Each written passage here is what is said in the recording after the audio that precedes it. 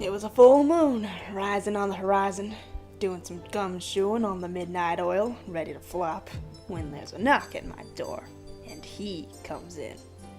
I knew just by how he was giving me the buzz that this egg would be trouble, but the kush was good, and I had my reputation to be wise too, so I took the job and made with the feet.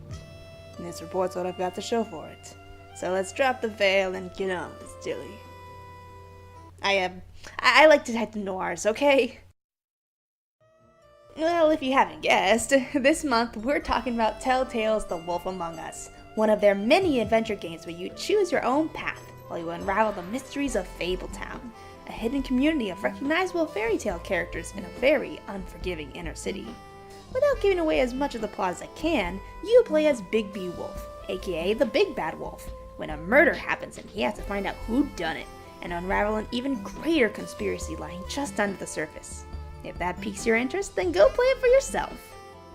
The Wolf Among Us isn't its own separate entity though. It's actually a prequel to Fables, the DC Comic Book series the game is based off of.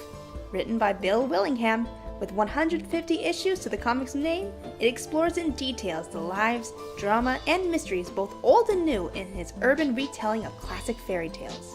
But my question for you is, how well do you know the origins of these classic fairy tales The Wolf Among Us are based on? You see, in classic European folklore, the image of the big bad wolf is a ubiquitous metaphor for danger and natural disasters. Take the Three Little Pigs. In this story, the big bad wolf, though indeed a character, represents general and random misfortune, which is why the moral of the story is to prepare for the worst and always do your best work, not shoddy work. And in The Boy Who Cried Wolf, the wolf again represents misfortune and disaster, and that you should always take danger seriously, or else when you really are in danger, people might not come to your aid. And finally, in Little Red Riding Hood, there's the most famous of the big and bad wolves.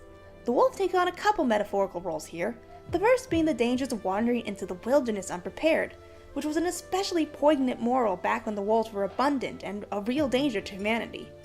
The second role is the danger of strangers and predators. When Red Riding Hood naively tells the big bad wolf where her grandma lives, well, you know what happens.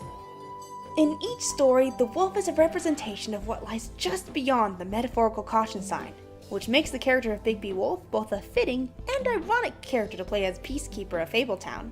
But this contradictory state of being makes for an interesting and engaging story, one that will bring me back to Big B's world for years to come. Thank you for joining me for another episode of Werewolf Gaming. Next month, we're going on an adventure. But until then, happy gaming, and I'll see you when the next moon rises.